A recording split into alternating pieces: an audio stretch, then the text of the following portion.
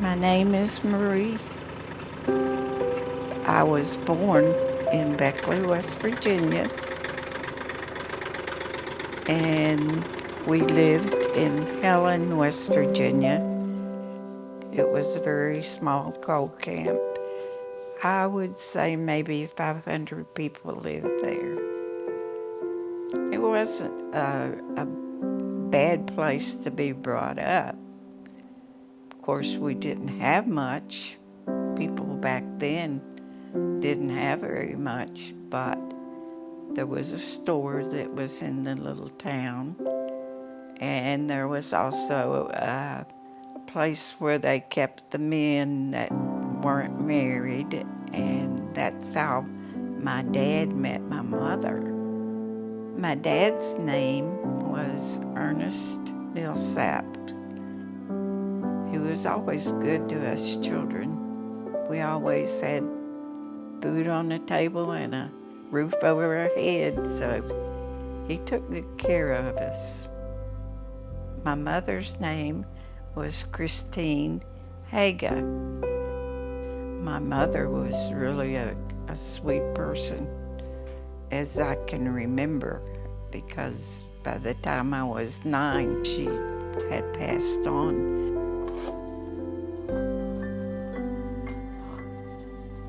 I never had a picture of my mother and my dad together. I did this with cutting my father off of another picture and putting him on here with my mom. I had 4 brothers and 2 sisters. And I had one brother that was older than me, and I was the oldest girl. There was a lot of children that lived in that coal camp. We had one school for grade school. All the children in the coal camp and some of the other coal camps around it came to that school. In the wintertime, if we had snow on the ground, there was no way to get up the hill to the school. The older boys would climb up to the top of the school and throw a rope over and pull all us little ones up.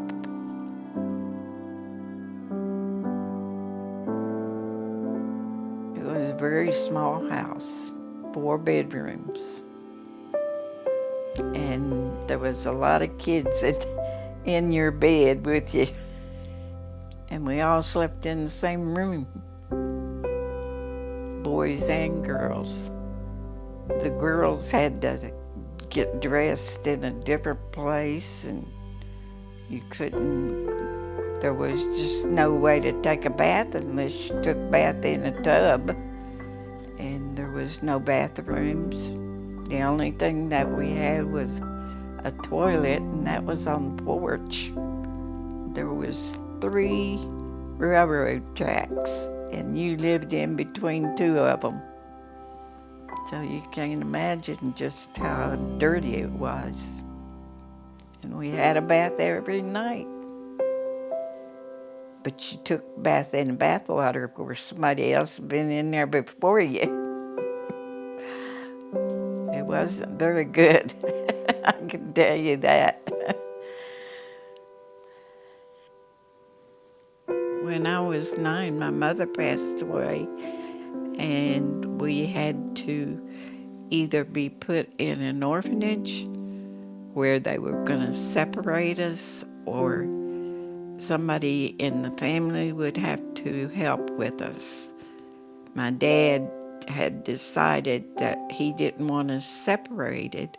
He asked my grandmother would she take us, and she told him she would if his sister, which was Aunt Glenna, would help her with us. And she said yes. So that's how we got down there to Tennessee. Oh, my grandmother, she was a sweet little old lady. She wasn't very big. She wasn't any bigger than I am. We all loved her to death because she was so good to us. Everybody loved Grandma. Life with her was really good. My grandmother's house was a very old farm home. Her husband had passed on. He was killed in a coal mine there in Soddy, Tennessee. When we moved in with my grandmother, the girls lived on one side of the chimney and the boys lived on the other side of the chimney. And that we all slept in one bed again, but we made it. The school that I went to when we moved in with my grandmother, when they called it Mowbray School. Lots of times if you miss a school bus, you better be prepared to walk to school, because my grandmother didn't believe in missing school.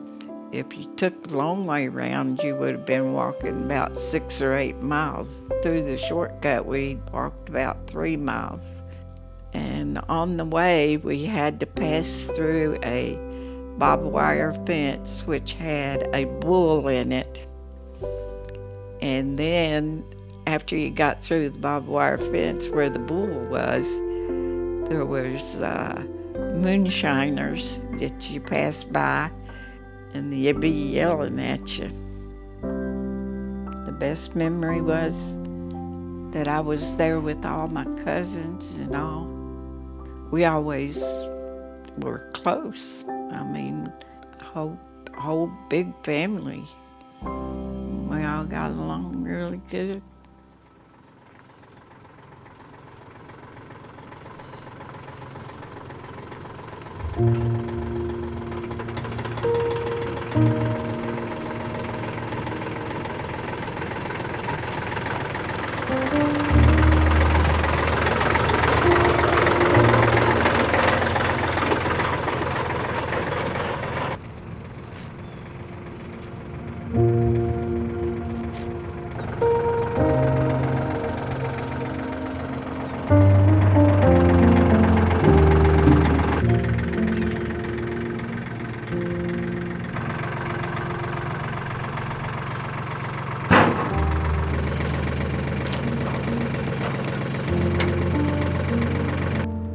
It was in 1950 that my grandmother's home burned down.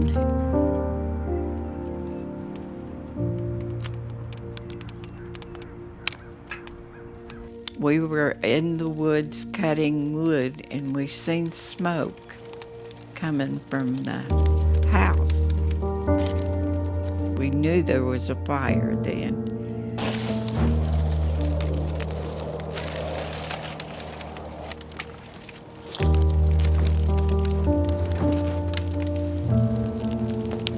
But there was nothing we could do. There was no way to get water to put it out because it was such a big house.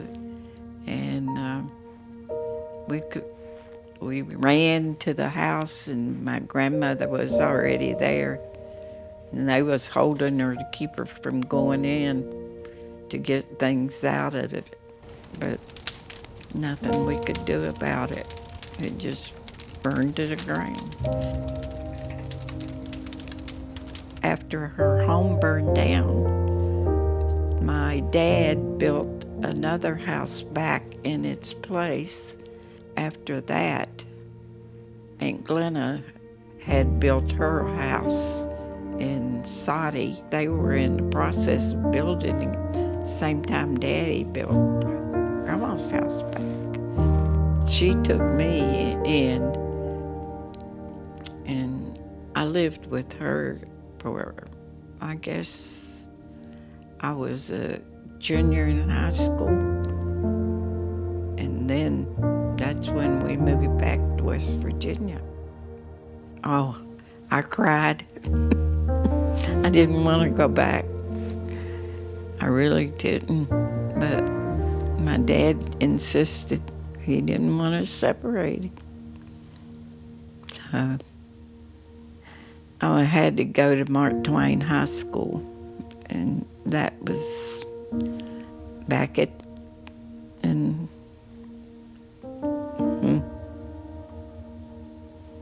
my senior year. After I graduated from high school, I started working in a 10-cent store. They call it Five and Dime.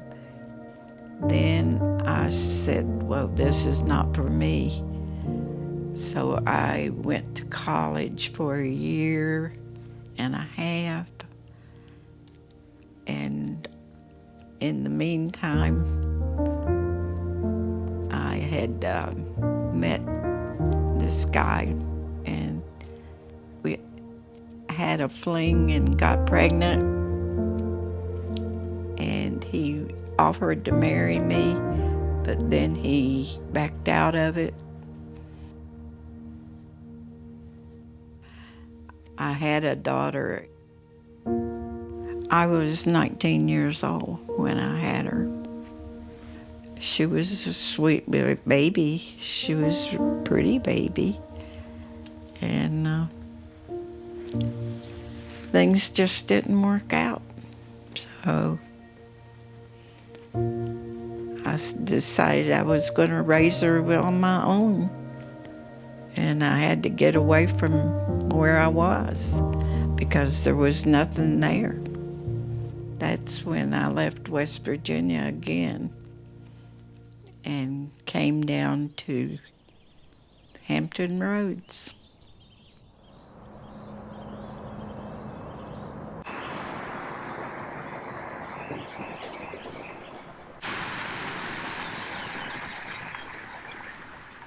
When I first moved down here, I was staying with a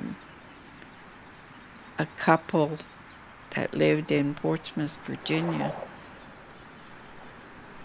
And that's when I started working at Whataburger.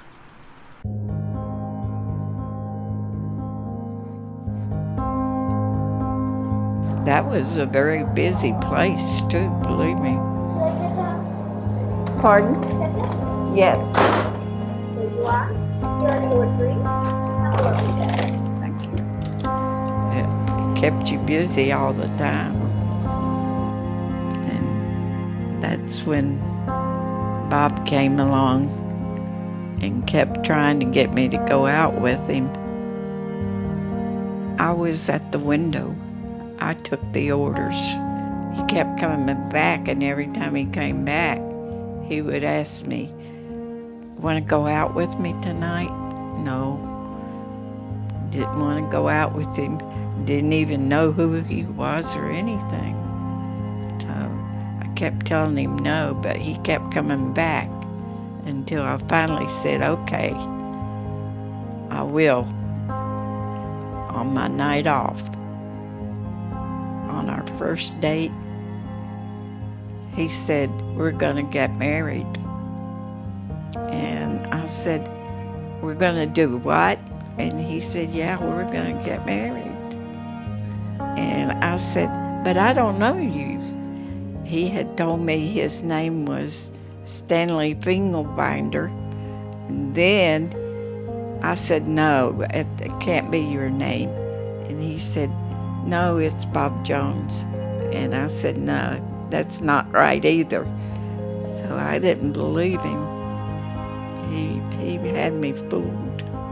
But then he had to show me his driver's license, so I believed him. And it was about 2 weeks, I think, before we got married. Each of us had to wait until we got paid. We didn't have enough money to get married on until we got paid. So we went down to North Carolina and got married by justice of the peace. And that's how it all started.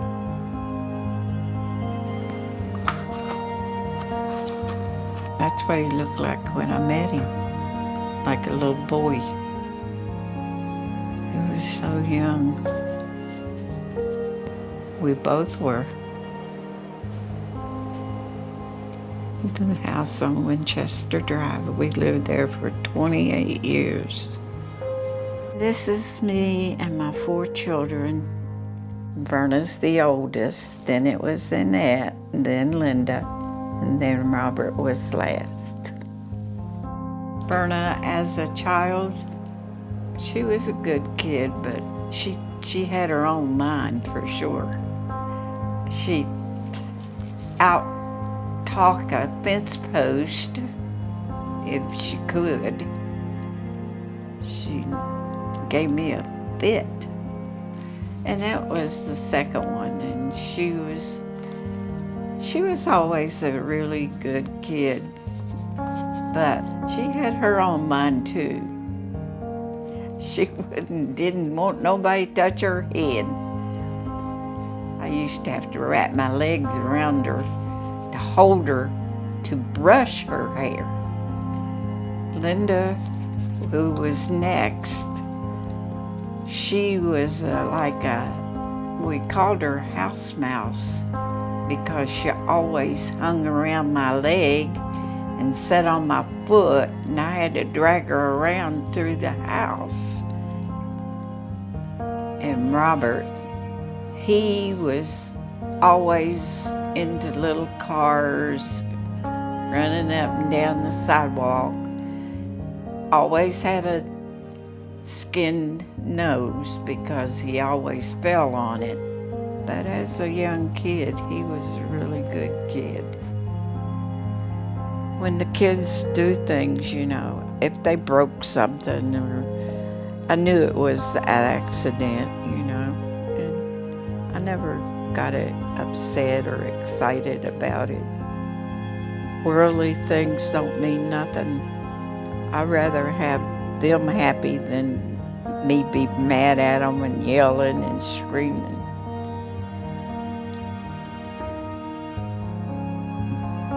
Where's this? Over at Virginia Beach.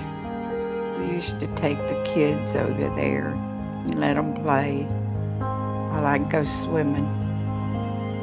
I loved to play softball. This was at Howmet when this picture was taken. I worked at Howmet for 25 years. My clock number was 113. I was the 113th person hired at that plant at the time they opened it up. One of my friends made this poster up and had it planted all over the whole plant where everybody got a good laugh out of it. Frequents Hardee's fast food restaurant for the senior citizen discount. Just throwing my pecans at no cars. They cost too much. That was when we went to Minnesota. And I crawled up in the cart. He said, get up there, I'll take a picture of you driving the moose. This was a camping trip that we took, and he wasn't too happy about that. Why? Because he hated going camping. He didn't like outdoors.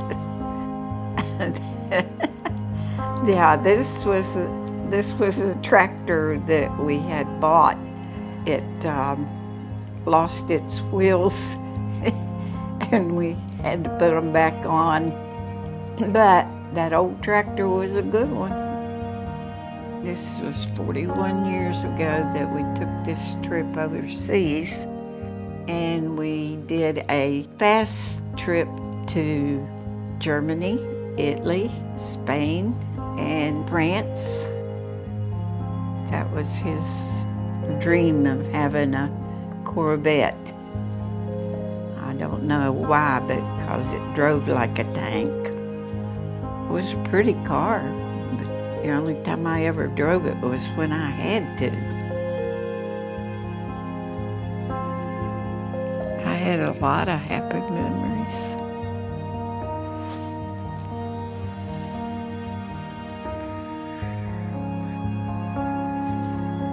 He taught me a lot. I would never have learned how to do things on my own if it hadn't been for him. We always worked together on everything. It didn't matter what it was. If he had a motor torn apart, I was right in the middle of it, helping him put it back together, tearing it up, tearing it down. It didn't make any difference. I know he loved me and I loved him.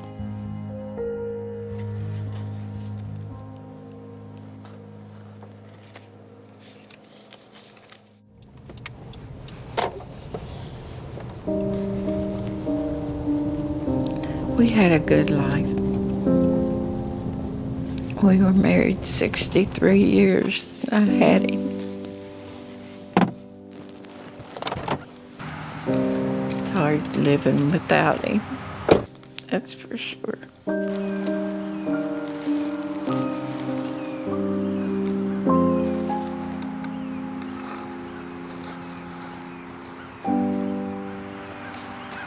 Jones. Can I tell him that you're doing our story?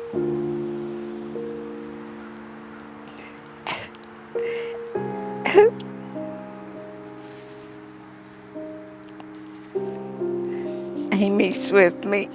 She's going to tell our story about how we met, how much we loved each other.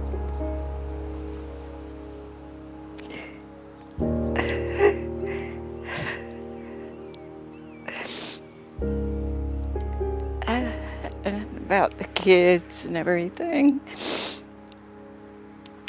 She wanted to tell it. Just miss him so much.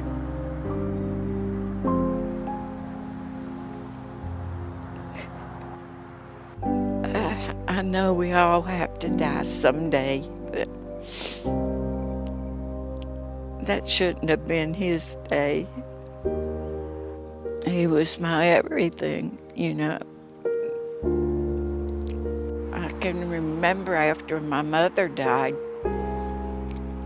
I wasn't hugged and kissed and loved, and according to him, neither was he when his dad remarried. And I guess that's why we loved each other so much, because neither one of us had love shown to us as we were growing. Our love was so strong for each other. Always made him pay for when I make him something to eat, bring it to him. We'd be out on the porch and he'd say, "Can you make me a sandwich?" And I'd say, "Sure." And I'd go make his sandwich. I said, "But you gotta pay for it."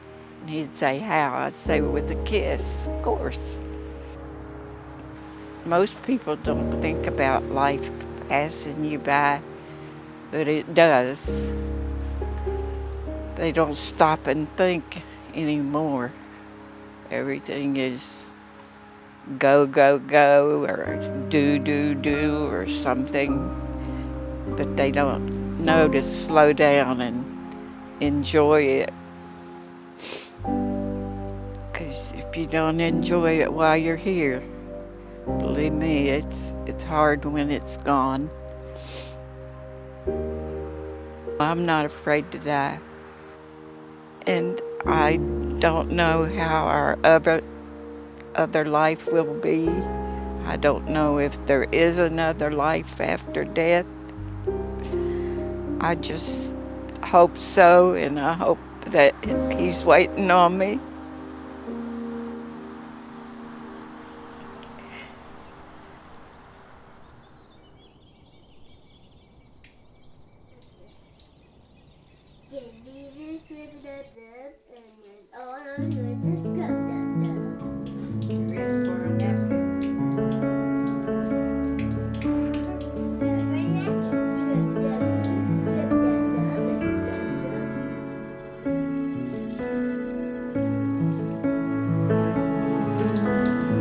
It's a green dinosaur.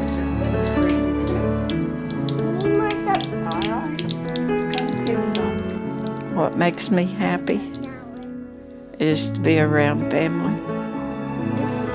Ooh, we've got bubbles. Look. He looks clean. He does. He looks good. He's a pretty dinosaur. My children, my grandchildren, my great-grandchildren, I live for them. That's my whole purpose, is for my family. Hey, little man. Hey. Hey, little man. Look at our back. I sure was. I'm coming to see that little man. Don't you dare go sleep on me. You gotta talk to me some. You never know what tomorrow brings. So you just live each day at a time.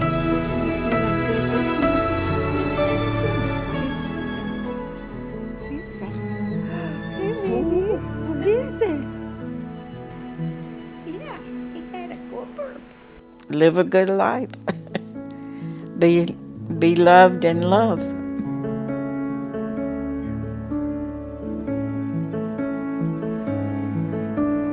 Do you have any regrets? None at all. None whatsoever. No, I don't. I never regretted a minute of any of our life. Never. Watch me, Gigi.